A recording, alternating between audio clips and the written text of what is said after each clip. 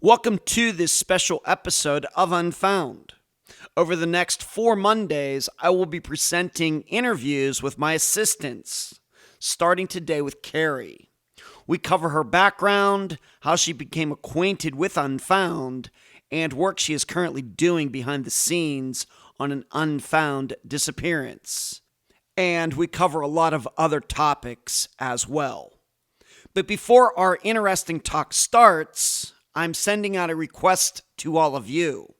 I would love to add you to the team I already have if you have a strong background in one of the following areas: marketing, online retail, website building.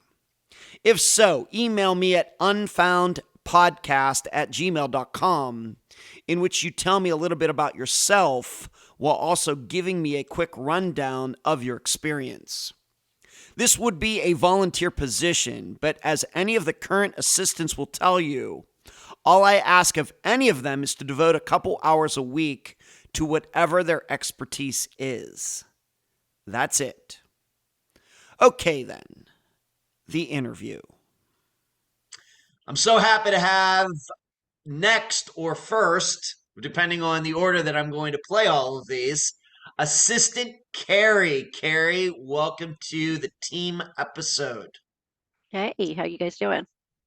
I'm doing fantastic. It is I know before we started, you were saying that it's minus 7 degrees or 6 7. degrees or something in Missouri this morning. Disgusting. We're doing this on January 14th, and it's like 70 degrees here in Clearwater Beach on this Sunday morning, not to rub it in. So it's like 77 degrees difference. That's crazy.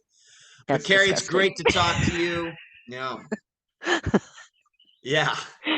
And it's great to talk to you. And we're just going to cover as much as you want to talk about yourself, how you got into, of course, you were associated with law enforcement for a long time, how you found out about Unfound. I've mentioned over maybe the past year about how you and a listener have been working on a particular disappearance. We're going to cover all of this in your section of this episode. So we'll just start here, Karie. Say as much as you would like just about you. You know, what makes you tick, and what is going on in your life, maybe some high points, highlights of your life to this point in 2024. What do you want to say? How just minor background. You kind of covered some of it already. I am a former 911 dispatcher. I did that for about 7 years. I specialized in the missing persons while I was dispatching. I'm actually currently working on, and I'm not sure if I told you this or not yet. I'm currently working on putting together a training manual. I've been talking to our Wow. local sheriff on some of the different programs and stuff out there available Okay. for law enforcement that is absolutely free. So helps with that whole it costs too much um, Mm-hmm. scenario. Okay. Um, Yeah. been engaged for about 7 years. We might as well be married at this point. Ha. Together, we've got 9 kids, Oh, uh, grandbaby number 8 on the way. look at And you. when I'm not doing the boss thing in retail, I'm spending almost as much hours a week as a missing persons advocate. Uh-huh. Yeah. So I stay Okay. busy. Yeah, and if everybody, a lot of you out there do watch the live show once in a while, maybe once or twice a year, if you've ever heard me give a shout out to Bentley, that is Karie's grandson. If you've ever wondered who is this Bentley little kid, little boy that once in a while Ed always mentions, it's one of Karie's grandchildren who I've kind of Yeah. gotten to know. I mean, this has been going on like, I think I can remember when he was like 2 years old or something like that, It one was year old actually or something. much, much younger than that when him and his mama was staying with us, and Yeah. he'd have his grumpy moments, and I'd put him in, have him in my lap, and we'd watch the live show, and he's grouchy until he starts watching a live show, and he was just like trying Uh, to grab the phone and everything else. that's funny. That's funny. Well, that still doesn't want to make me have kids though, Karie, but that makes me feel good. Yeah. So yeah, that's Bentley. So if anybody's ever wondering who Bentley is, that is one of Karie's grandchildren. hmm So what let's go back a little bit. you became a 911 operator. Why? What was that drew you to that? Um, have any training before that, like as an EMT or anything like that, or did you just wake up one day and say, I'd like to do that? As those never good, you don't last very long as a dispatcher if you just wake up one day and go, I think I want to be a dispatcher. I grew up in public safety. My dad was a volunteer firefighter, and then he was a EMT and then a medic. My mom was a nurse. My stepdad was an officer. It's Wow. just kind of in the DNA. So Hmm. at one point, my dad did security. My grandfather did security on actually both sides of my family, um, and both sides of my dad's family. So it just kind of in the blood, Okay. one way or another. All right. And where was this? If you can say where in what county or what location was this where you're a 911 operator? For about 7 years in Pettis County, Missouri. Okay. And so before this, of course, as you've probably heard in some interviews that I've done, that I've talked about how I, as a little kid became fascinated with disappearances and mysteries and things. Do you have that same kind of experience growing up? Is this something you said your family's into public service and things? Um, Same kind of thing, or were you always interested in mysteries, or was this just something from your family, or what? Ever since I was little, my parents always said that I was really good about, like, I always wanted to find the missing piece to the puzzle. Okay. And then, of course, growing up in public service, it's kind of in the DNA to want to help. But then when I was a Mhm. teenager, shortly after we moved out here, because I grew up in the state of California, we moved Wow. out here to rural, very, very rural Missouri, Mhm. um, as a teenager. And one of the few times my dad actually would like let go a little bit because he was very like protective. One of the few times he let me and some friends go to the movies without them dropping us off and picking us up was actually the night that Angela Hammond had disappeared from Clinton, Missouri. And it was only a few blocks away. And of Wow. course, my dad at the time was a volunteer firefighter and at a neighboring town, and they gathered everybody to try to go find. The first thing he did was come to the theater, pick my butt up, and said, "You're going home now," and drove me the 10 miles back home, and then came back into Clinton to go help with some searching and stuff. Um, and it just kind of caught me at the bug. I hate to call it the bug, but the bug Yeah, at that point, it is a bug. Yeah, it's one way to put it for sure. right? It And kind then of several, gets in there, and you can't, you don't really. I mean, you don't want to get rid of it, but you can't get rid of it anyway. right, right. And then after that, several years later, I was working in a bar prior to dispatch in Sedalia, and I had just quit working for that bar, and one of our regular customers would come in there a week or two after I quit. I gotta remember the timeline, but it was within a few weeks after I quit working there. Dana Bruce had disappeared from Sedalia, Missouri, and she was one of my not like every Friday night customers, but like once a month or so. Her friends would talk her into coming into the bar, and she'd have like one drink, and then she'd be out by 10 o'clock to go get her kids and go home. Mhm. And so, but I help with that one too now. So Wow. All right. So, Angela, you and I, I don't think it's been recently, but you have mentioned Angela Hammond to me. Maybe we'll just be in hey, this is what we do. We publicize mhm. disappearances. Maybe just very quickly, why don't you talk a little bit about Angela Hammond and her disappearance? And I even have to ask you, is that still unsolved? It is unsolved still All right. to this What, day. just general facts on that? Maybe if people want to look it up, what can you say? So I have to get the date again.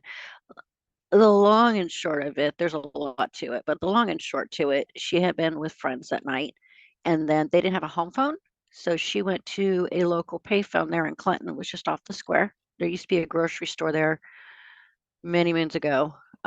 It's no longer a grocery store. I think it's like a car lot or something now, and the payphone doesn't exist anymore either, obviously. Um, she went to the payphone to call her boyfriend Rob and said, "Hey, we're going home. See you later, morning, whatever." Mhm. Um, I forgot how far along she was, but she was expecting a baby. And while she was on the payphone, she had mentioned to her boyfriend Rob that there was this green truck that's circling the neighborhood a lot, and it was suspicious enough it caught her attention, and she was able to give him details of the vehicle. And then it pulled up, and then she asked the guy, "Do you need to use the phone?" And he said, "No, no, don't." Rob couldn't hear it. He can hear her side of the conversation. Um, and then the next thing he heard was her scream and could hear the vehicle take off. Well, he had jumped in his truck, ran down the road, and seen him going the opposite direction from the Wow. way he was going.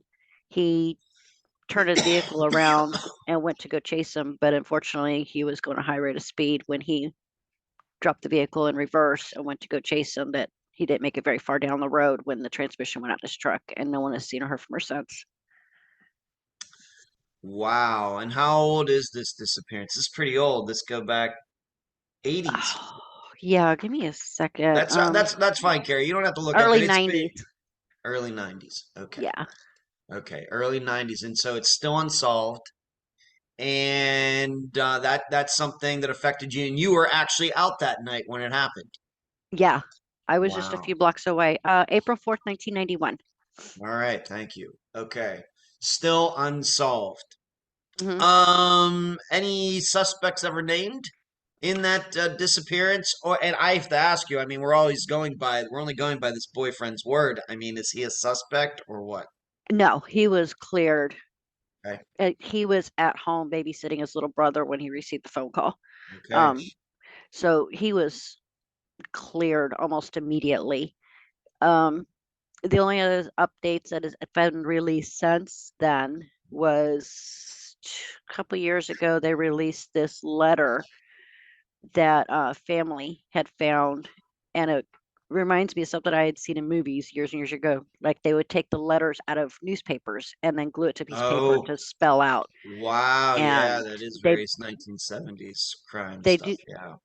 they do believe that her abduction was a case of misidentification, that somebody else was actually the target and Angela just resembled him, the Oh person my he was goodness. attempting to abduct. But they've been pretty tight-lipped about it.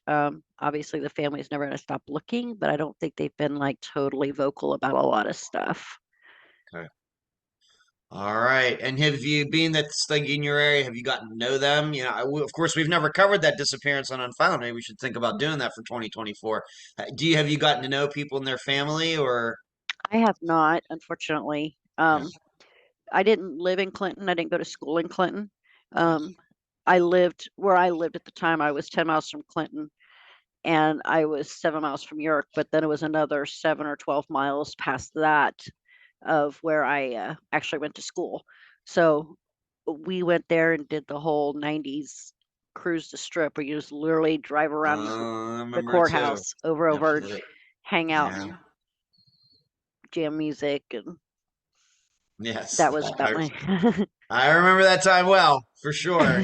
Let's move on. And once, yeah, you know, if we're going to mention disappearances here, we got to talk about them just to give the people, if they want to look these up. These other one, you actually knew the woman who went missing. Why don't you talk a little bit about that one as well, and then we'll move on to some other things. What can you say about that one? So Dana Bruce disappeared from Clinton, Missouri. Uh, sorry, Sedalia, Missouri. I have so many cases running through my head. Dana Bruce was hanging out with some friends. They convinced her to, hey, just she was the ultimate mom. Her two babies, Destiny and Dylan, was her world. She was a single mom. She wasn't unable to work due to some disabilities that she had, Okay. but she spent 24/7 with those kids. It was very hard pressed. Like I said, when she would come in, she'd be there for a couple hours, have one drink, maybe one drink. Usually it was a Coke because she didn't want to have any be an influence of anything when she went pick her kids back up. Yeah. She did not drive. She did not have a cell phone. She did not have credit cards. Um, so they would like pick her up, drop the kids off at a babysitter, or a babysitter would come to the house, whatever. That week she had just moved from one side of town to the other. So from, I don't want to say like wrong side of the tracks kind of thing, but went from a very poor neighborhood to a little bit better neighborhood. Not She was doing everything she could to make life better for her babies. Okay. Um, but October 4th, 2008, she had been into Coaches for a little bit, had left there. Um, the bar since then is no longer around. At that time of her disappearance, it was called Malone's on Main. It was their grand opening night or 1 year anniversary party that they did. They just did a big block party, whatever. And there's several bars that are within walking distance of each other. Um, she had gone there for the party with a bunch of friends and stuff.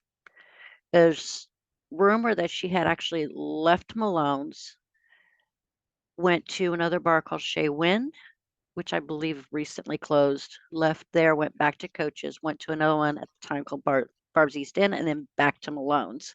Wow. It was pretty routine, like loop of bars. They're not like on the same street, but they're all pretty relatively close walking distance. Okay. And that night it was really nice weather that evening. It was even in October. It was pretty warm for October for here because typically it gets pretty cold by then. It was pretty unseasonably warm, and so it was not unusual for people to walk from bar to bar. Well, that night, the last time she was seen, she had left Malone's, got in a red truck, um, with a gentleman that nobody has been, well, at the time, nobody knew who it was. Okay. Um, had left there, went back to the babysitter's house, did something she'd never really done before, and said, "Hey, can you watch the kids for overnight? I'll come pick them up in the morning. Here's some extra money." And the babysitter was like, "Yeah, absolutely." The kids were asleep. It wasn't that big of a deal. Um, yeah, come back in the morning. And I've talked to the babysitter since then, and she said the last thing she remembers of Dana gave her a hug, said thank you, handed her some money. They shut the door, and something told the babysitter, look out the window. She Mm-hmm. just, something told her to do it. So she Yeah. looked out the window next to the door, and she sees Dana, full of life, walk into the truck. She looks over her shoulder at her friend that was babysitting, gave her a quick wave just over her shoulder, and got in the truck. And that's the only reason we know what the vehicle looked like, Wow. is because the girl looked out, because where he had parked initially when Dana was at the door, you couldn't see the truck. But when she looked out this other window, she could see the vehicle. And Mhm. that's the only reason we have a description of the vehicle, um, and a semi description of the driver. And the vehicle pulled away, and nobody has heard or seen from her since. What year is this? 2008, October 4th, 2008. Wow. So over 15 years ago. All Yes. right. And so you actually knew Dana from her coming into your bar where you worked. You kind of knew her Hmm. a little. Wow. A little bit. I Yes. bet everybody, of course, shocked by this. Has a suspect ever been named in this? Anybody that They have dropped clues. We know, I can't really release, but we know, I know as her advocate, her family knows the name. Mhm. Um, they had dropped clues that he worked for Pro Energy. He was a traveling pipe fitter. Um, that he didn't like live in the neighborhood. He was actually from Georgia, Okay. from Wow. the Georgia area, and then the Tennessee and Kentucky area. When they went to go question him, um, a day or two after Dana disappeared, they ended up stopping him just outside of Atlanta, Georgia, with his truck and his camper. Um, the reason for stop was driving without a valid license, Hmm. and then they were able to arrest him for that. And then they could question him. When they did that, they impounded the truck, they impounded the camper, they searched everything. If they found anything, they've yet to tell anybody. Okay. Um, we did hear there was some blood in the camper, but it was determined to be animal blood. He was known to be a hunter and whatnot, very outdoorsy kind of person. So, but I keep a very close eye on where he's at, what he's doing at all times. Um, I have seen him actually back in the study area a few Wow. times, and I just kind of, Have you? the last time I saw him, he was in a different vehicle, so I documented everything. I was actually at the same gas station he was at. Um, So when he went to the gas station, I took a picture of his vehicle with his license plate and I got it to the detective and I said, huh, here's his new car. Hmm. And by the way, it comes back to him because the time he was in the gas station, because I'm able to find information as quick as I can, between the time he got out of the truck and went into the gas station, I took the picture. I already searched the vehicle information and sent all of it to the detective and said, here's his new truck. And yes, it's registered to him and here's his license plate. Wow. I And knowing Travis you, is like, Karie, that doesn't surprise me at all. Travis is like, how did you do that so fast? I said, it's because I Mm, do what I do. And yeah, I'm very that's good at right. what I do. Right. So being that you knew Dana, you've gotten to know then some of her family maybe, and you taking an interest in disappearances. Hmm. Yeah, I'm actually Dana's family advocate. So I've gotten a hold of several people. We've researched a bunch of people. And the getting a hold of people, I've been able to, I can't really say interview because I'm not an investigator, I'm not Yeah. licensed. Um, but I have talked to several people that knew Dana, knew of the situation, heard rumors. I've got lots of communication back and forth with a lot of people. I still randomly get messages saying, hey, can I talk to you? It's about Dana. Absolutely. Um, and I'm Okay. lucky my boss is understanding because she knows what I do. And there's been a few times that I've gotten messages, hey, can I call? And I'm like, hey, I got to go to the office a minute. She's like, go do what you got to do. We're not busy or whatever. And so I've been able to just go hide in my office for a few minutes because I've gotten a one-off phone call. Um, I get quite a few of those for Dana's and for Paul's. So Okay. And we're gonna get to pause a little later, of course. So I'm sitting here, I'm wondering why have we not featured Dana's disappearance on Unfound yet? We haven't done that yet. What is that my fault, Karie? Just admit it. Is that my fault no, or no, uh, full uh, disclosure, they had somebody who you can't really call it an unauthorized podcast, but they oh, did it with speaking to family who hmm, Dana had no connection to her biological family. yeah, Um, her family was the fathers of her children's family. Um, her biological family was never around until after Dana disappeared. And then all of a sudden it's, oh, we missed Dana. Well, where were you when she was alive all these years and when she was around? They try to claim that they did things for her, but we know it's absolutely false because we're like, show the receipts and they can't. So wow. um, they So is want, that they want, so? Are you saying then that it's kind of soured them to? yeah, Yeah, absolutely. okay. Because the information That that was happens. released on this very unorthodox. I was mad. I was messaging Mm, going, you guys don't even know what you're talking about. Try to get things straight. And they absolutely didn't want to have anything to do with anything on that side of the family. And I'm like, well, then you don't want to know the truth. Um, mm, it very much burned them on podcasts at okay. that point.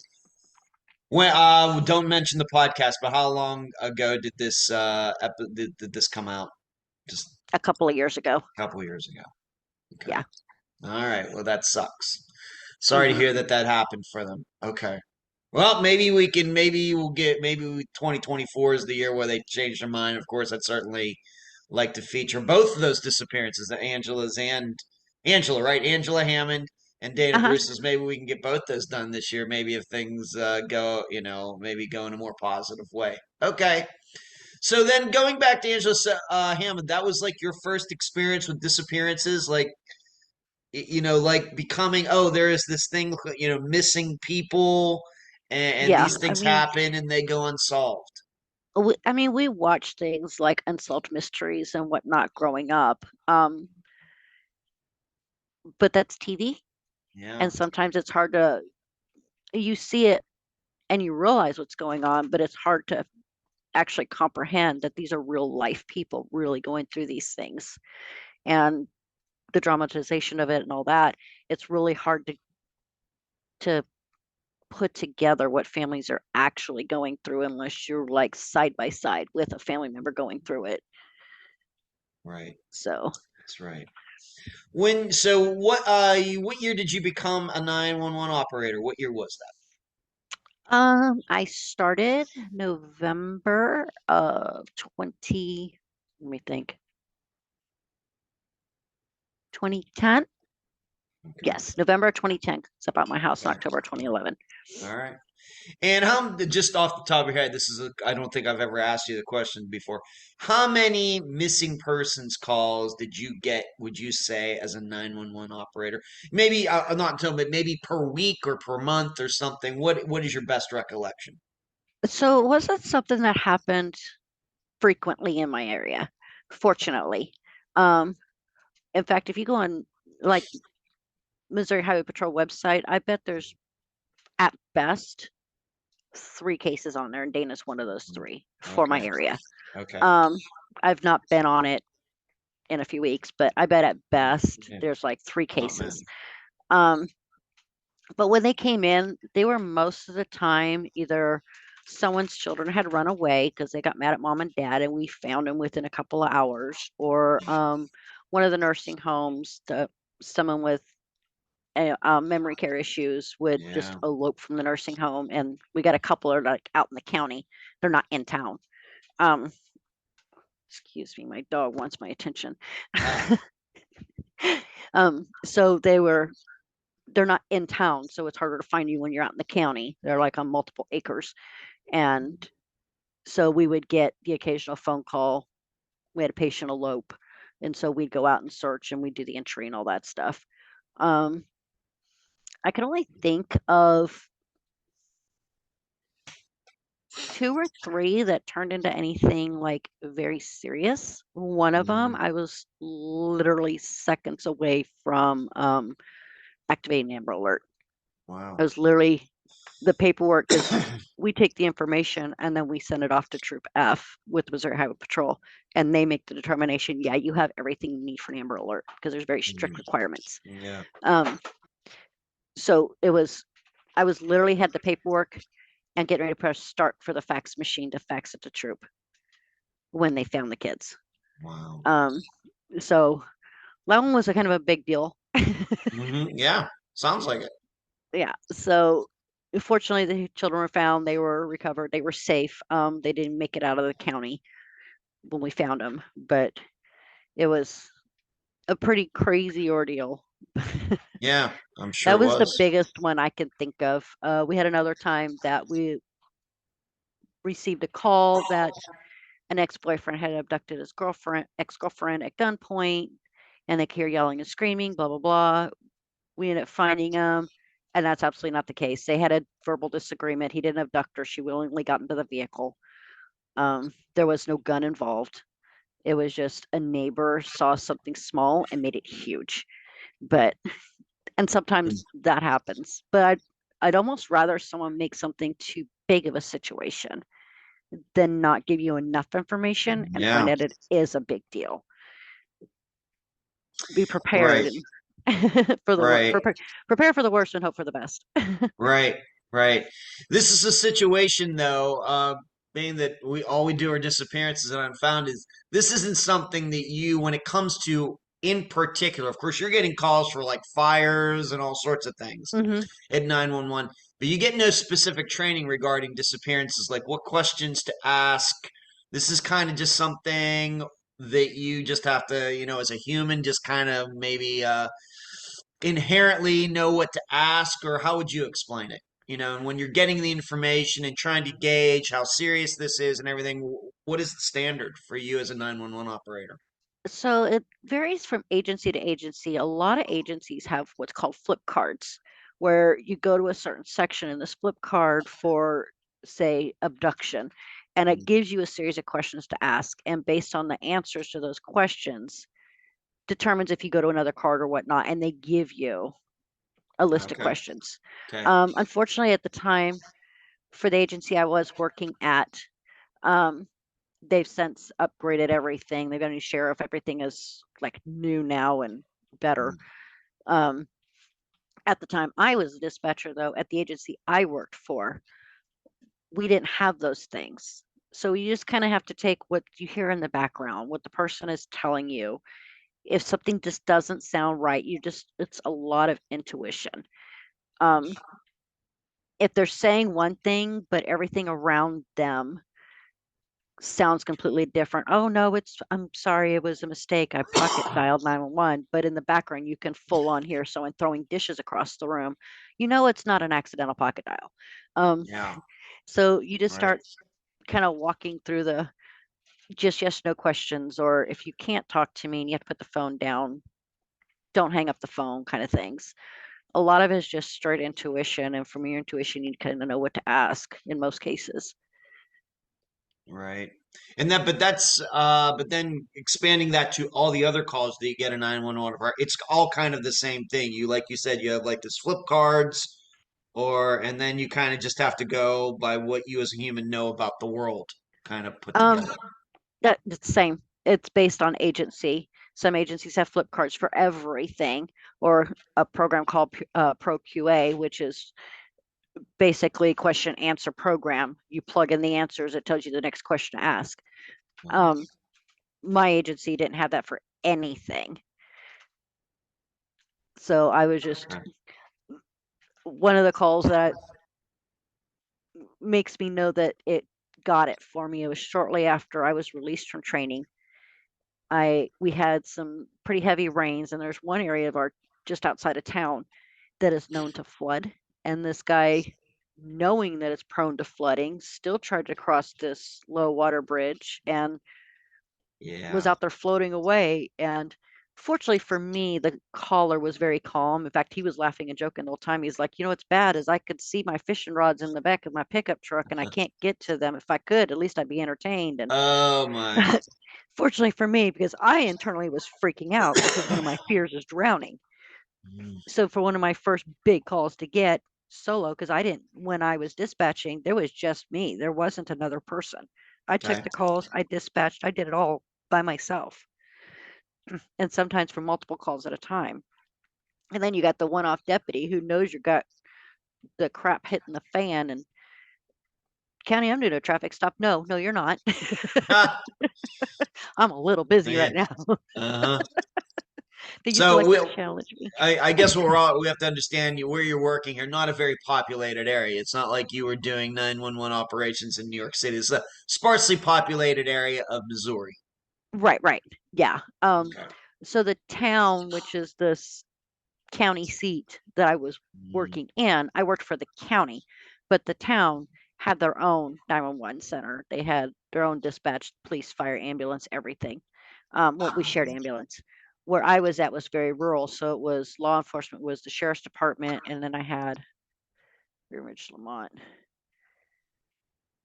three small town police departments that had like maybe two or three officers on the force total, Hmm. and then like seven rural fire departments, which were all volunteer. And I didn't do anything medical. Anything medical automatically got transferred to the city. But Okay. yeah, so Sedalia itself, which has its own 911 center at the time, now it's all combined. Everything is Pettis County 911. Um, at the time, when Sedalia had their own, I think Sedalia's got like 25,000 people in it. And in our county, um, Pettis is actually the second largest county per acre in the state, Mm. um, but is very densely populated. So they don't have, I think there's like maybe 40,000 people in the entire county. Not very many. And Not the very bulk of densely that is in populated. Sedalia. Yeah. Okay.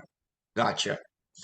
All right, and so let me just maybe draw a little bit of a comparison here. You said over the course of working as 911 operator, you maybe had two or three disappearances that they didn't end up being long-term disappearances like we cover on Unfound, but ones that kind of caught your attention as being serious, right? Right. That's right. Yeah. How many murders would you say you got in those 7 years of working,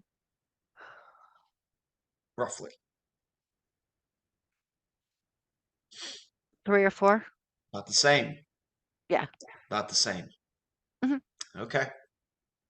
And did those yeah, your knowledge, those murders get solved? Did they all, or Yes. they did? Okay. All of them are solved. All right. So we had some disappearance calls that you got that seemed none of them ended up going unsolved, but you had three or four murders that also got solved as well. The killers were caught, everything was Hmm. adjudicated. Okay. All Hmm. right. So no, during your time there, I guess no like Dana Bruce type of disappearance or Angela Hammond disappearance came to be.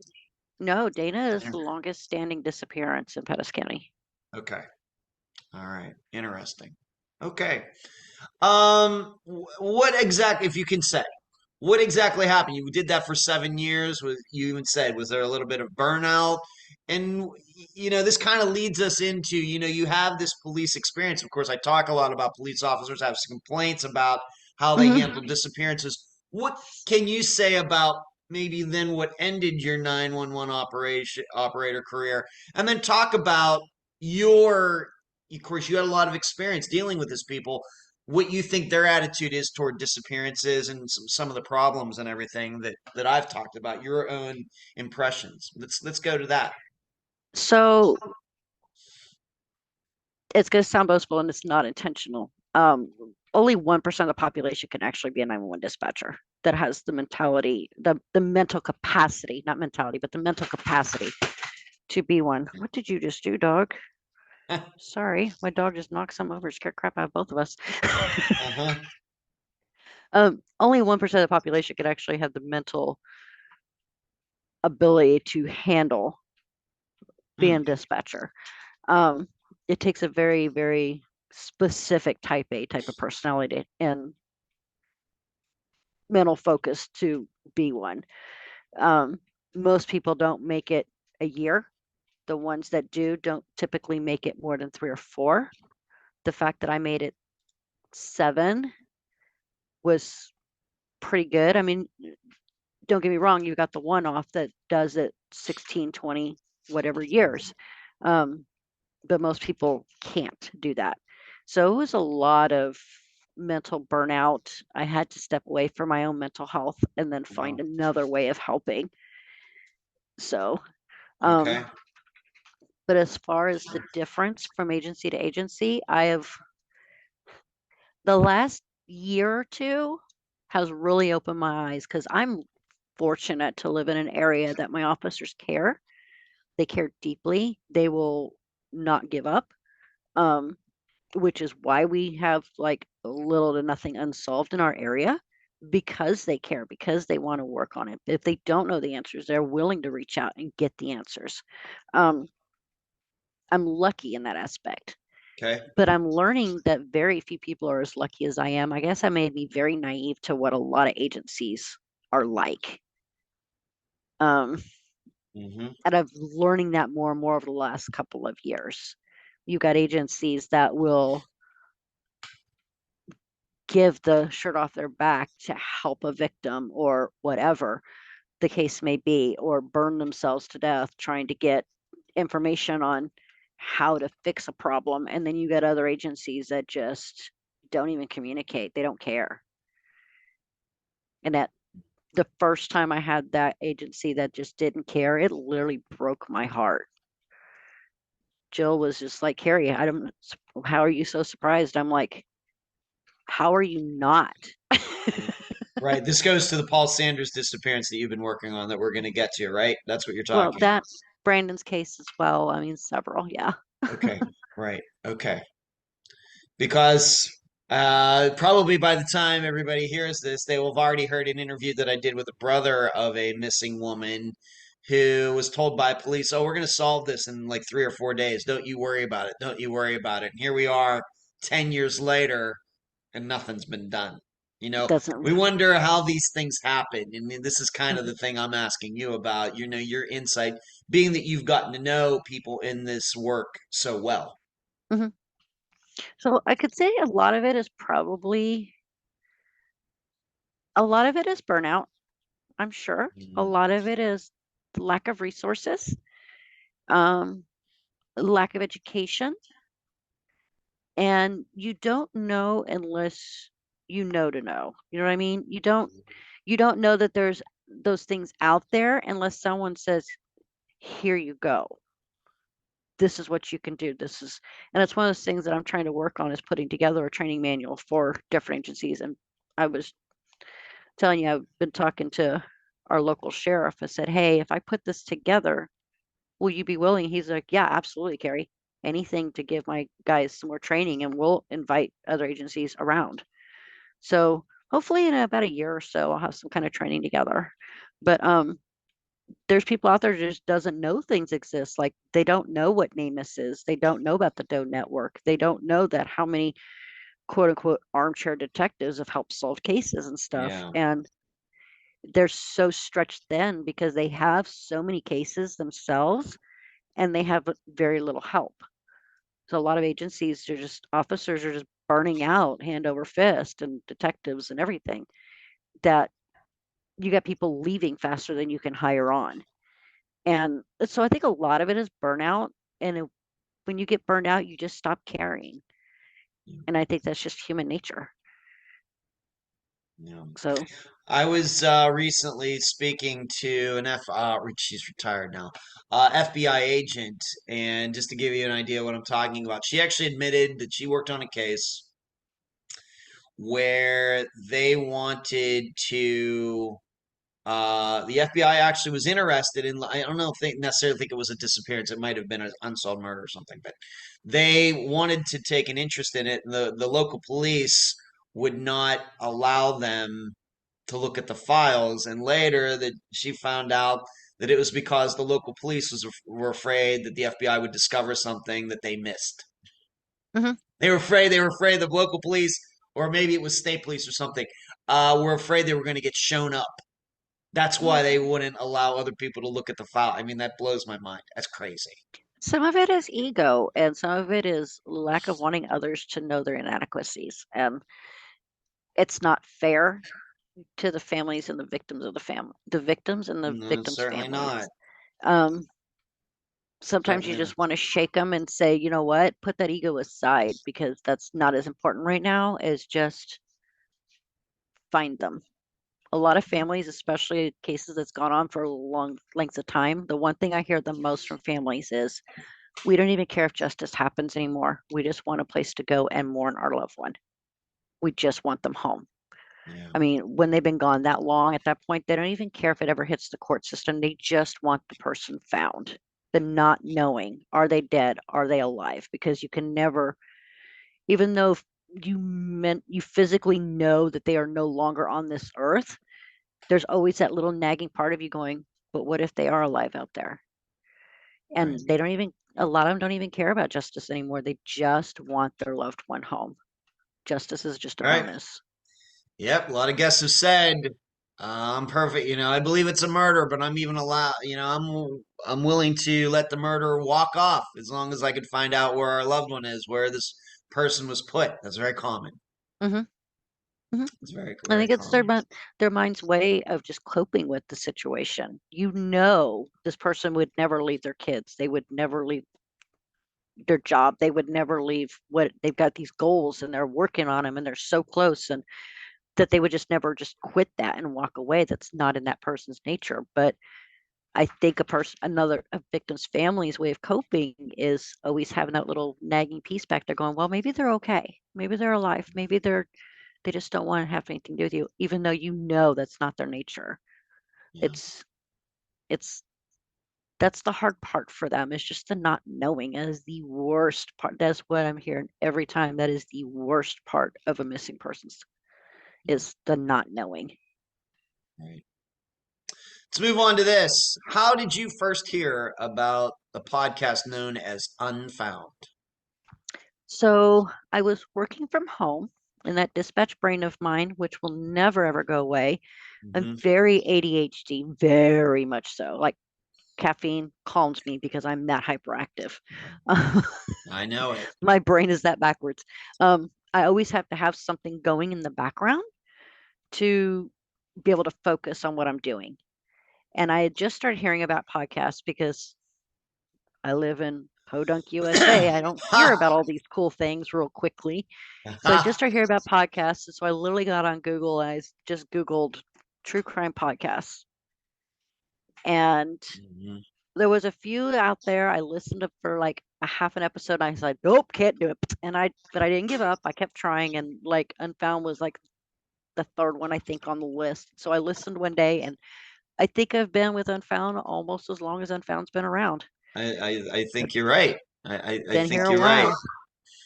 I Yes. All right. So that's how you did it. Do you remember the first step? Now I know that you and I first really had communication when we covered Angie Yarnell's disappearance. hmm That's when I think of Karie, I think of you doing that video of going down Ivy Bend and doing. That's what I think of. That's one of the first thoughts that come to my mind. Maybe you were Right. involved in before that. Do you remember like the first episode that you listened to, or what? Do you remember? Obviously, because as much as I going down there and whatnot, I had just got my new SUV with 4-wheel drive, and then I only had it like a week when I bought it, and I'm like, "Yep, this is the week I'm going to tear up my 4-wheel drive." Ha! That one Yes. really sticks out to me, but I'm thinking it was maybe 8 or 9 cases before Angie's, Okay. All right. but that's the first name I actually remember, and I think it's because Right. of the situation. Right. And that's a Missouri disappearance as well. hmm So that of course is significant given that you live in that state as too. And Marianne and I have become good friends since then too. Right. Her mother, who was the guest for that episode. All right. hmm So you came on to Unfound after you had stopped being a 911 operator. That was after.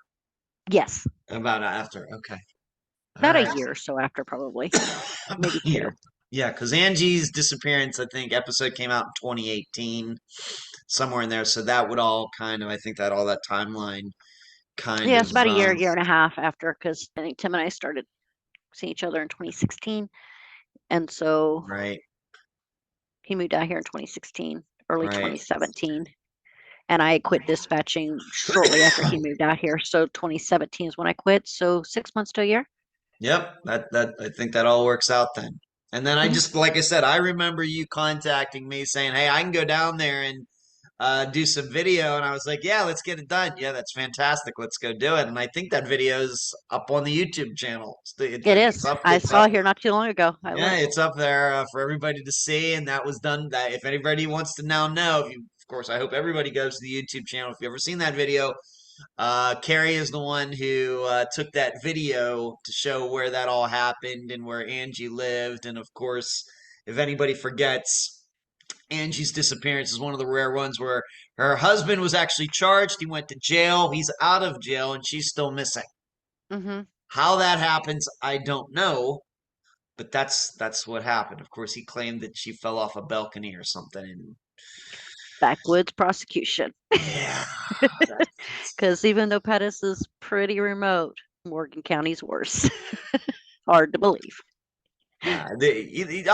Your impression of something like that, regarding specifically Angie's case about somebody going to jail. I think he maybe went to jail for 3 or 4 years. He's now been free man. I mean, for over hmm 10 years or something. Um, do you think the public realizes that these kinds of things go on with disappearances, or is this something we just accept? What is your impression of a situation like that? Obviously, it's rare, but still. Right. I think the public doesn't fully grasp the situation. They see that he was arrested, he went to jail. Granted, it was a disgusting amount of time. He was sentenced to like 7 years or something like that, and only did like 3 or 4, Yep. which to me blows my freaking mind. Yep. The fact that they allowed a plea deal and then he wasn't able to hold his end of the plea deal and they still went through with the plea deal blows my mind. Um, to me, that's backwoods prosecution. Mhm. Um, but I think as far as the public itself goes, they just see that he was arrested, he did his time, he's out. They Mhm. don't see, they don't grasp the whole background of it, though. Marianne's still looking for her little girl. Yep. Granted, she's an adult, but Marianne's still looking for her little girl. And Yeah. Marianne is still out with a shovel and is very sick. Um, Mhm. her health is not great, and she's still taking a shovel. And she literally carries a shovel around in the trunk of her car at all times because she might come across something that might help a family, even if it's not her own. Um, to see Marianne's a very tiny person.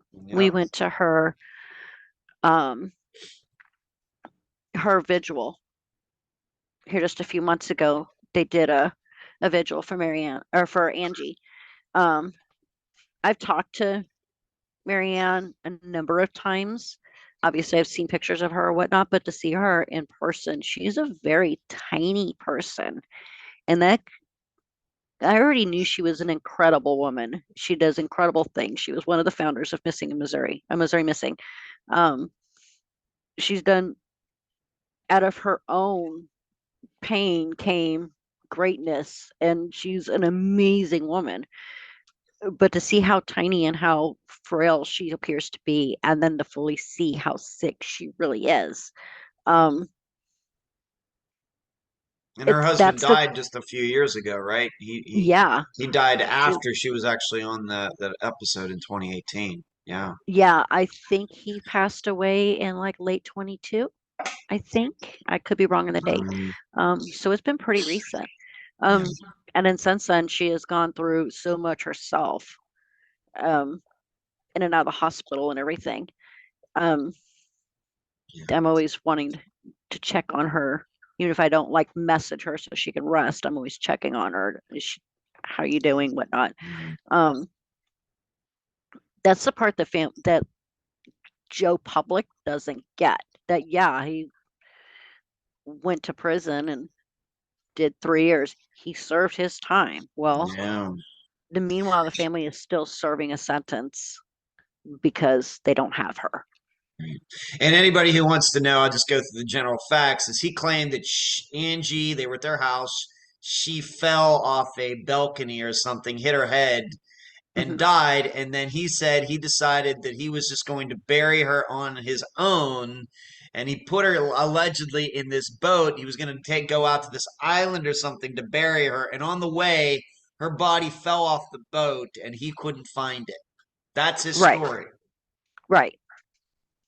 Instead of doing the right thing because she fell off the balcony and call for help, granted, Ivy Bend is pretty remote, but instead of doing the right thing and making a phone call going, my wife is hurt or potentially dead, or get an ambulance, calling, freaking out, well, let's just wrap her up in something and put her in a boat and Yeah. go Yeah. for a ride. Yeah. I think what we're saying here is we don't believe that story is that is Not even a exactly little bit. not even a little bit. And the If that police was people should even know people they did send a scuba diver out there to try to find in this lake, couldn't find anything. There's no proof mm, any of this happened at all. right, it's supposedly like wrapped her in a blanket or a tarp or something and had her in the boat, and you would have thought it would have at least found that. And her being wrapped in something, she's not just going to go bloop and sink immediately. I've been in that lake. My ex mother-in-law had a cabin right on that lake, less than a mile from the house Angie was murdered in. But I think I know what island he's talking about because I'm pretty sure I Yeah. could see it from the cabin we had down there. Um, she didn't just go bloop and straight into the bottom of the lake and then vanish. That's not a thing. Right. She Okay. would have floated a little bit because the air, whatever he was wrapped, had her wrapped in alone. Right. There's no way. And of course, Unfound has covered some other disappearances where men are now in prison, like Kamisha Hollis's, Unique Harris's, where guys have gone to prison. Of course, it's going to be more than for 3 or 4 years, but their remains have not been found yet. Right. And you just hope that the same thing doesn't happen, where one day, way down the road, if these guys are let out of jail, that Hmm. these women are still missing. Right. But this is we talk about it's. I guess it's kind of I don't know if it's a paradox or irony or something that we want these guys who have done these things to be prosecuted, but we don't want them to get out of jail while the woman's still missing either. I fully believe that they should be given a sentence that states until the remains are found, you don't get to be released. Yeah, I fully think that should yeah, be a thing. And I know it's unconstitutional somehow, some way, but mhm, I think that needs to be a thing. yeah. The only downside of that is if they arrested somebody, sentenced them, whatever, and they had nothing to do with it. They're Hmm. sitting there serving time. But I just, it Hmm. blows my mind when you've got hard fact that they did it. not just circumstantial or suspicion. You got a guy who's fully admitting that, yep, Yep. this is what I mean, happened. we don't believe his story, but does admit that he was involved somehow, even Right. though our belief of his involvement is totally different than what he says his involvement was. And But these and this admittance didn't even happen like because it was hours and days of interrogation. mhm, He said it pretty quickly. yep, Yep, this is what happened. My bad. Good luck. Yeah, I'll that take you is out there. Oh, well, I guess so. Maybe it wasn't this spot. Maybe it was down the lake a little bit more. No, lock him up and keep him there until Andy's remains can be reproduced. bizarre. I don't know. That's my Maybe going at the soapbox. other side of this, being is a 911 operator. Did you get to know any district attorneys or prosecutors during your time as well doing that? Yeah, I got to know our prosecutors in my county. I talked to a couple in like neighboring counties, not a lot, but to this day, I still see our current or former prosecutors or judges who are now judges, Mhm. and we have friendly conversations even to this day. So, Okay. but yeah, I got to meet a lot of them. I'm Some wondering of what, them yeah, were just pretty do sick you about think, it. yeah, do you think any of them would have gone about it the way that the prosecutor, district attorney did that for Angie Arnell's husband? The Or- one that I've talked to about shortly after I heard the episode or I found out about the episode, and Mhm. then I went down to Ivy Bend. Um, I talked to one of a prosecutor. I'm not going to out him because that's not cool. Yeah, we But don't, yeah, no names here, please. I talked to one, and even they said that is the most disgusting thing they had ever heard, and they didn't believe it. So I'm like, listen to this, and I Hmm. had them listen to the episode about Angie, and they came back to me and they're like, Karie, what the hell? And I'm like, dude, what are we gonna do about it? Hmm. They're like, never allow it to happen again. I mean, they learned something from it because I was even then like, lock him up and throw away the key unless he can produce, give him a life sentence with the possibility of parole, but his parole is intended with the intentions of you're not getting released unless we have her remains. Oh, okay. Let's move on to this. Paul Sanders. Why Paul Sanders? You and a listener, a member who's a person who's also a member of the Unfound think tank. Her name is Jill, and then Mm-hmm. also Paul's sister.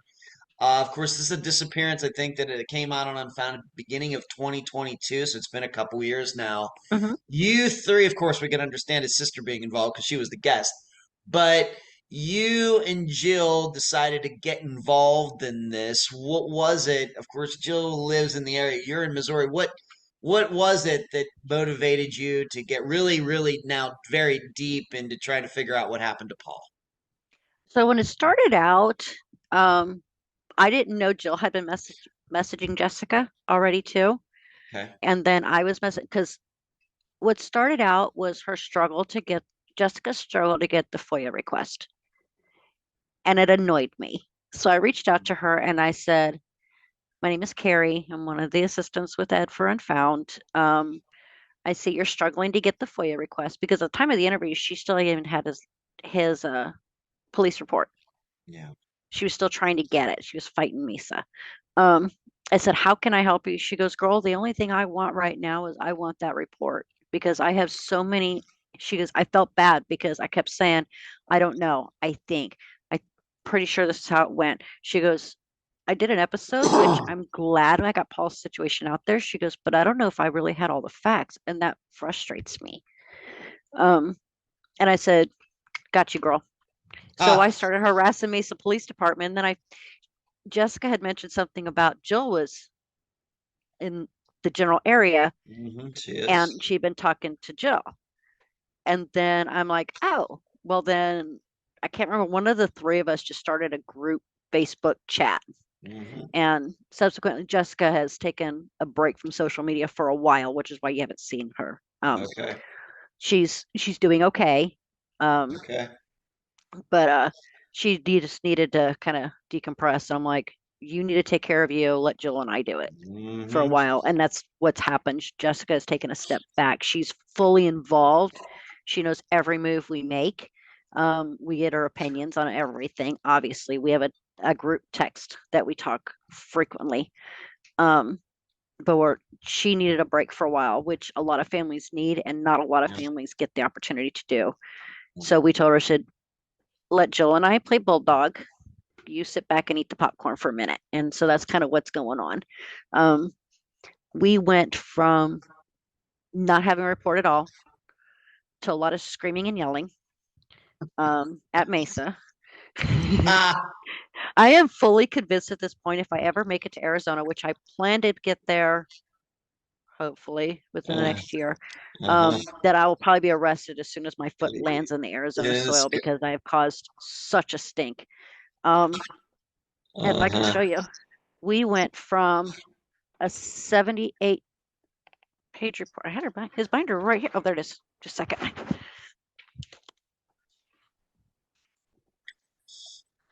We went from a 78-page report with little to no substance, a lot of misspelled words. Uh-huh. Even the names in the cases was misspelled. So this is his second Oh, 4-inch binder, oh my and this is goodness. only FOIA requests. Oh my goodness. It took me telling Mesa, because at first they're like, well, you got the wrong report number. No, I don't, because see attached email that's got the report number in it from your detective. Try again. And they're like, oh, well, I said, and nothing's misspelled. We finally get it. It was 38 pages. Over half of it was over DNA. Now, Paul's Mhm. been missing since 2001. We got this report in 2022. Okay. Most of that 38 pages was 78 pages. Most of it was about DNA and the storage and the transfer of responsibility, um, evidence that they no longer have because they've discarded it, um, which blows my mind that you can get rid of evidence because, well, it's outside of their holding protocol. What? Um, to Mm. now we have multiple reports from Mesa on multiple different situations surrounding Paul. We have AZDPS, who was involved in the highway, was involved in the pursuit, initiated the pursuit, that states all officer did was submit for cancellation report. He never filed a report on it on a pursuit, even though we have documented evidence that 2 days after the pursuit, before the vehicle was even located, Mm. they got it called a delayed hit saying, hey, you ran this vehicle and it's tied to a missing person. And he's like, we're not doing a report. Um, Huh. The only reason we know any facts whatsoever about the pursuit is Oro Valley, which was an agency that assisted DPS at the time of the pursuit. We have their full report all the way down to they gave us the CAT information. They were amazing. Huh. The just the contrasting between agencies Yeah. right there in a fairly small, relatively small when you consider the country, a smallish area on the care from one agency to another. Yeah. It's just completely mind blowing. How many different law enforcement agencies have you dealt with in all of this for Paul's disappearance? Mesa, AZDPS, Pima County, Maricopa County, Gilbert PD, um, Pinal County, Coconino County, pretty much almost every county in the state of Arizona.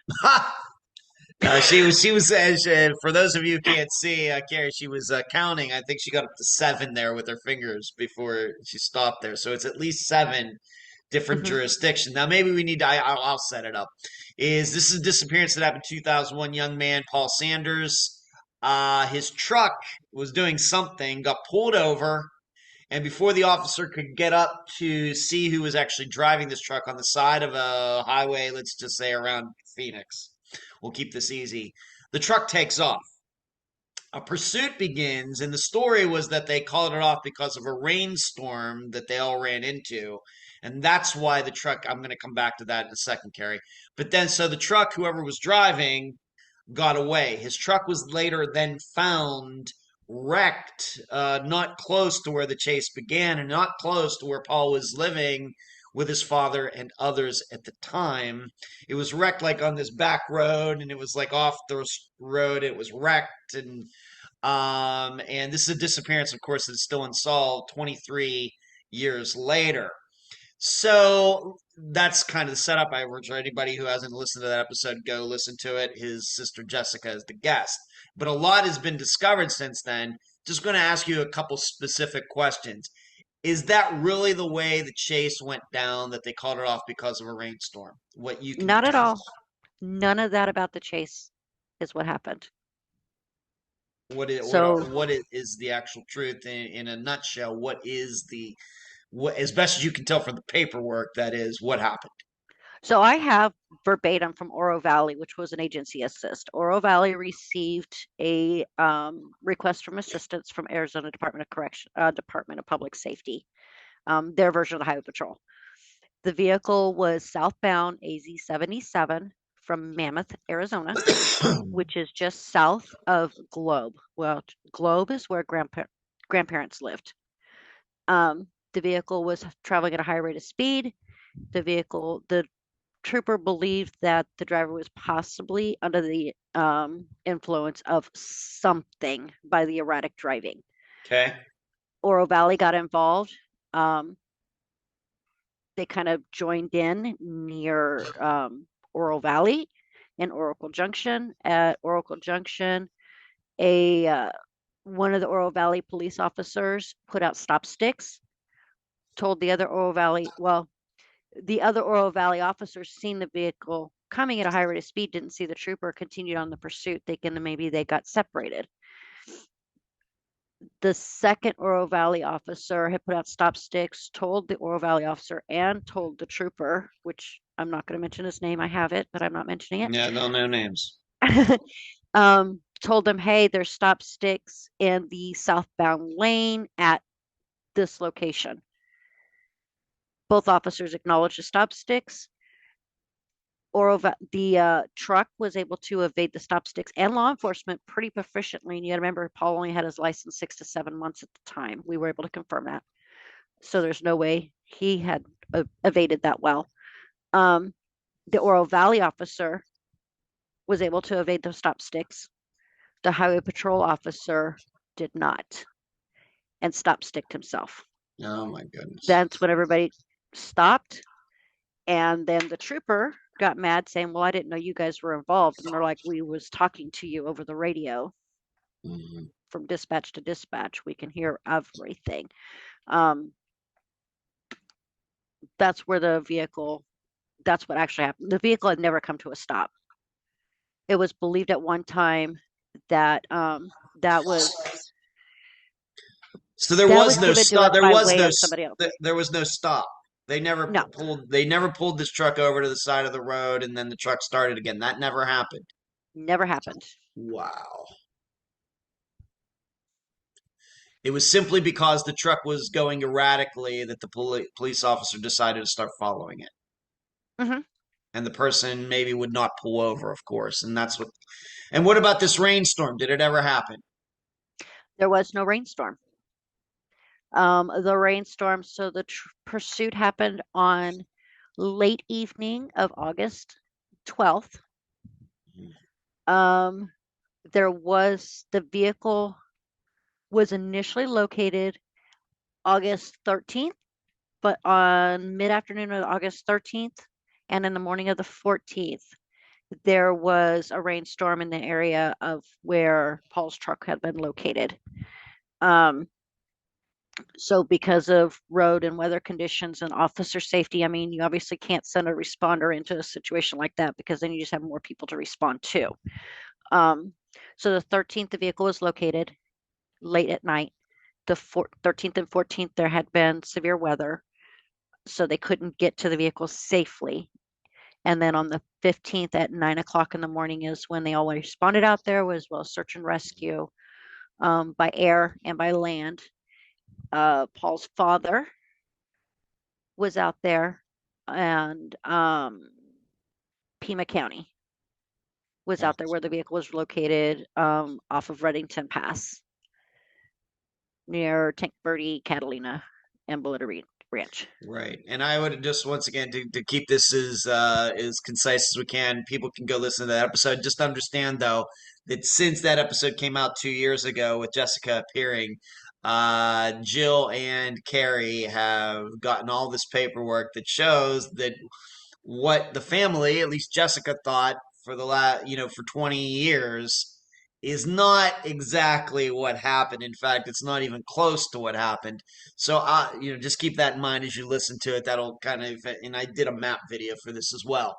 Why do you think this kind of the story got distorted over the years? Can you see that in the paperwork how it got distorted? That it goes from, well, he got pulled over and there was a rainstorm to no, neither of those things happened. Why did that happen? So between paperwork, talking to a lot of people who knew Paul, who knew Paul's family Mm-hmm. on both sides, his mom's side, his dad's side, talking to a lot of people who knew Paul once he moved to Globe, talking to people who knew people that knew him when he was in the Mesa area. We have found that a lot of the story prior to us getting all these reports together, because we were able to debunk a lot of what was always said before, Mm-hmm. a lot of it was story told by per this person, per this Mm-hmm. person, per this person. And it's always the same person. This person said this and this and this happened. And then we get the paperwork and we ask them, well, where did you get this information? Mm-hmm. Well, that's what I thought. No, where did you get this information? Because everything here says that everything you've said has been a lie. And so we have the actual documents. We have people who are willing to give they're like, if we can give you a sworn statement, I'm like, oh, law enforcement, I can't take that. Yeah. But I'll be more than happy to talk to you. And I have gone out as far as go to multiple Facebook pages, put out blast a post to for different neighborhood groups for the areas he's been in, going, this is what we're hearing. Anybody who knew, blah, blah, blah, blah, blah. And they may not say anything in the page itself, but the next thing I know, my messenger's going ding, ding, ding, ding, ding. And I'm getting all of these messages from people. I've had pretty intense conversations with a lot of people who knew him, knew that the story was not setting right with them. We've found a lot. Okay. Let me ask you this. What are the odds at this time that Paul Sanders was actually driving his truck? Your percentage chance that he was actually driving his truck on that day that this chase happened? Percentage odds. Less than 1/1,000,000th of a percent. So what you're essentially saying is you do not, the way you've accumulated the information for the last almost 2 years, the information is telling you that Paul Sanders was almost certainly not driving the truck that day. It is nearly impossible for Paul to have been driving the truck that day. Wow. All right, everyone, you heard it here first. Okay, so we'll just leave it at that. Once again, I realize the episode itself then is going to seem a little out of touch, given that it's been a couple years, but still, I think just going back and listening to Jessica and finding out about Paul as a person could be very helpful. And maybe one of these days soon, we'll be able to go public with all of this. And so I need to then ask you: is this a situation where you think your best guess is Paul is deceased, and could there be a foul play angle to this disappearance? If you can answer, we've already talked about this before we started. I'm not Right. asking you to say anything you don't want to say, but of course, I have to ask. There is less of a chance of Paul actually walking this earth than there is that he was driving that truck. Okay. And it's almost certainly a foul play situation. Okay. We'll just leave it at that. I'll say this. I would actually encourage people to go listen to the old episode. Yeah. And then ask questions. Okay. And if they want to, they're more than willing. I'm more than willing to answer whatever questions that they have. Okay. All right, so that is the work you've been doing. You're going to continue to work on it, trying to wade through all these different jurisdictions, a couple being helpful, many not being that helpful, and you're going to continue to work on this. Maybe I should ask you this: what is the next step in all of this? Where are you with this? What is the next step? At this point, we're still looking into FOIA requests. I'm still waiting on some from Pima, Pinal, and AZDPS, which is a mess, because I want to get the exact GPS location of where the aerial search was at. Okay. But at this point, it's just getting loud, getting obnoxious, and annoying a lot of people until we get answers. Do you think any of those jurisdictions have an inkling or have an idea that also that Paul was not? Have any police officers admitted to you, yeah, we don't think that he was driving his own truck either? So since I have been involved, well, since the conception of Paul's case, there has been 4 investigators. Yeah. The bulk part of the 2 years that I've been involved, there's not even been an investigator on Paul's case. And we can't get them to communicate with us. He had one really good investigator that came from another state. He was very gung-ho. He went to Mesa and said, because I've had a lot of one-on-one conversations with him, went to Mesa and said, so I'm a retired law enforcement. I was an investigator in a rather large town in Colorado. And I want to work for your agency, but I only want to work missing persons. That's the only thing I want to do. I will not do road. I will not do any other investigations, only missing persons. They were obviously all for it. And then they threw at him 3 of the, as it was told to me, 3 of the oldest missing persons cases they had, which Okay. was Paul. I think Mikhail Biggs was one of them, maybe Mhm. not. And then I forgot who the third one was. Jill's going to yell at me because it's her That's pet fine. case. All we're wondering is, there's anybody now in law enforcement that also believes, like you do, that Paul was not driving the truck that day? So the last detective we had, could not confirm or deny that he agreed with me, but he said everything that I was telling him and showing him in documents, because I gave him documents that they didn't have in his file. He said the case was not worked properly, had never been worked properly. He even helped me go through policies that they violated of their own, and couldn't officially confirm that he agreed with me, but he said that I was very smart and I was heading in the right direction in his opinion. Okay. All right. So not as simple. Not as simple as it looks. Just young man in truck evades police, wrecks trucks, goes off into the desert and dies. It's something that seems to be, according to the paperwork and the work you're doing, something quite different from that. Oh, and young man didn't even just like do that. He just ran away from home. Okay. So Okay. we're not going to look at anything because he's just a runaway. Okay. Very good. Let's move on to this. And this is a couple questions that I'm going to ask.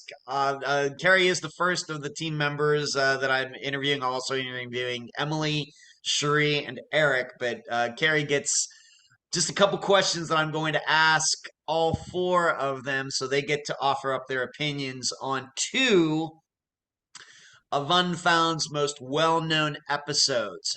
First, what happened, in your opinion, to Tom Brown? That was really tough. A part of me thinks that, yes, potentially foul play because of where the vehicle was located versus where his remains were located. But then another part of me says that we're thinking into it too hard, Mm-hmm. that it was potentially suicide, and that sadly animals drug his remains that far, because animals will go a long ways with Yeah, remains. No good. more than they had found a Tom. I think that's highly likely that the rest of him is probably not, if they end up finding the rest of him not very far from where his truck was at, then it was probably suicide, as much as I hate to say that. Right. So what would you put the odds at it being foul play? The odds of it being some sort of murder, or whether it's a Phil Klein type of theory or not. What are the odds that it was foul play? In your opinion, what you think you know about? Of course, you have a lot of law enforcement experience. You have a lot of case experience. What odds would you put? With what the information we have now, sorry, with what we have available to us right now, I think it's a 50-50 thing at this point. Wow. All right, so you're still I think it could 50-50 really that it could be go foul either play. way. Okay. Okay. And next question. Did Steve Pankey kill Janelle Matthews? Absolutely. Okay. You and I'll never see eye to eye on that one. Yeah, well, I'm not saying he didn't do it. I've never said he didn't do it. I've said that there's no proof that he did it, which then leads me to believe that maybe he didn't do it. I'll even But go one step further. I don't think Janelle was his only victim. well, I can't say much, but that did come up when I went out and worked on that TV show back in December. That did come up as a topic. That's all I can say. I don't think Janelle is a one-off, in my opinion. Okay. All right. So this is I want all everybody should then acknowledge something there that even though Karie is an assistant, I'm kind of the big honcho here. She is an assistant. She's been very valuable over about I guess about 6 years now. My assistants are absolutely 100% allowed to disagree with me. 100%. I give them no problems because, as you know, I lean very heavily toward the idea that Tom Brown, this was some sort of suicide by some means. And then regarding to Steve Pankey, as we just stated, I lean more toward the idea that there's not proof that he actually killed her, and I'm more of a look more at Norris Drake. This is how we do things in Unfound. Not everybody needs to think like I do, and we encourage this kind of disagreement and discussion here. I think the listeners would be surprised how much all the assistants and you, all of us, debate on different things. I think they would be surprised. I think they would actually probably be entertained by some of our conversations. Yeah, we're not going to make that public, though, Karie. We're not going to do that. Not even a little bit. Not even a little bit. But this is what goes on behind the scenes. This is why we're doing another team episode to show kind of maybe the interaction that I have with my assistants. Of course, I talk about all of you so much, and kind of the free flow of ideas that we do have behind the scenes and the back and forths that we have. This is not we don't do group think here at Unfound. That is for sure. Karie, anything else you'd like to talk about before we complete this interview? Anything that maybe you wanted to mention? Of course, there's no interview outline that I usually have for these types of things. Anything else that you wanted to maybe mention about your experiences or disappearances, anything like that?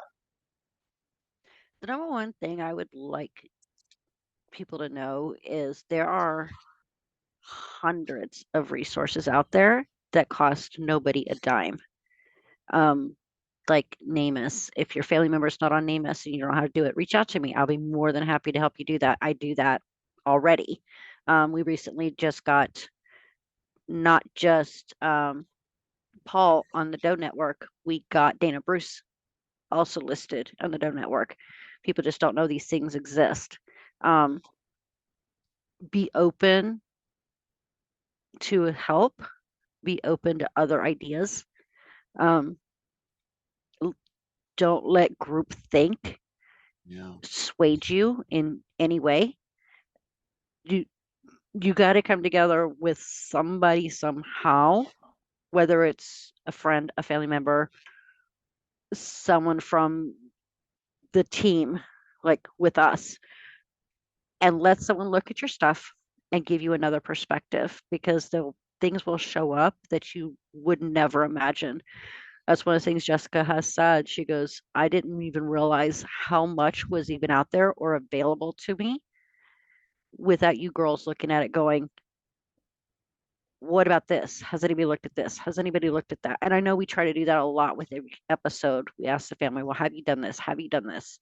And they're just like mind blown because they didn't ever think that was a thing, or it never crossed their mind. Let people help you. Law enforcement, be willing to be educated. Don't be closed-minded. Be willing to accept help because there has been a lot of cases out there, especially as of late, that these quote unquote armchair detectives, myself included, has helped solve. I mean, I haven't helped solve anything yet, but armchair detectives are helping solve cases every day. Stop shutting the public out. Let them hear things. I agree. There's things that you can't release, but let them know as much as you can. Stop fighting them.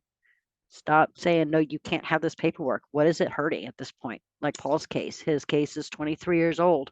What's it hurting releasing a FOIA? You It's haven't funny done you anything mentioned that, yet. Karie, because as I stated earlier, but within the last couple weeks, I did speak to a retired FBI agent who also has this kind of attitude that um, local police or state police, are too protective of paperwork. Hmm. When you file a FOIA, especially where disappearance. Now, if it's murder, is an outright murder. Of course, we don't do murders on Unfound where there's a body and all that. But for disappearances, much more open to after a certain point of time. Maybe just we don't even know if a law has been broken here, so maybe this paperwork should be put out Hmm. there for more people to see, even if a retired FBI agent said that. Right. Too protective. Too Hmm. protective. Yeah. I think we're just in that age where people don't just blindly respect anymore. And at one point, Mm, the country was all interesting. about blind Interesting. respect. And now that they don't have that anymore, they're more afraid of what might come out, what mistakes is going to be, because they're not going to.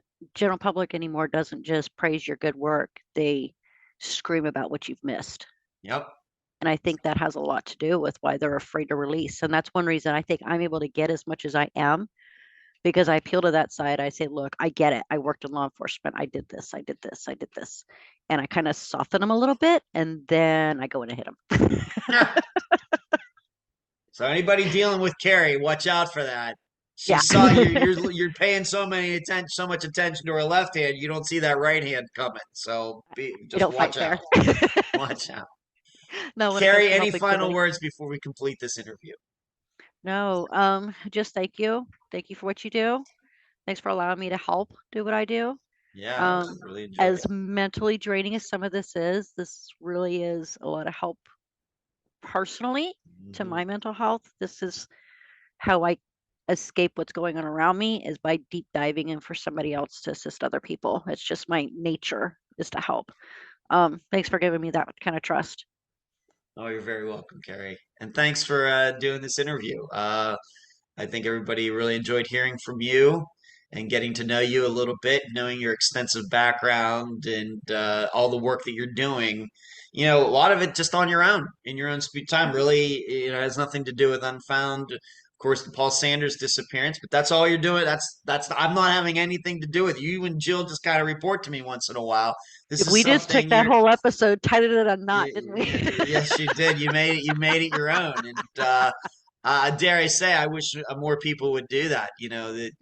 Paul Sanders. We encourage that these types of actions of getting involved, even if it's just a few hours a week. And So let's face it, a lot you of and Jill times, have really done that. Yeah, by the time the episodes happen, those cases have been around for so long that they're yeah, in this little box. And if we could take a situation and completely tear it apart and find new light in there somewhere, it might help find some answers. And we've already found a ton just for Jessica. right, So, right. I've done the same for Dana. I've been helping a Stormy with Brandon's case. We just recently got a bunch of FOIA requests. We actually now finally have an actual picture of what he looked like the last time he was seen. So Yeah, we're working on that one too, very diligently. excellent. Karie, thank you for appearing on this team episode. Thank you. And that concludes my January 14th, 2024 interview with my assistant, Karie. Next Monday, you will hear from Emily, my longest tenured assistant. She has been with me since about May of 2017. So thank you for listening. You've been listening to a very special episode of Unfound.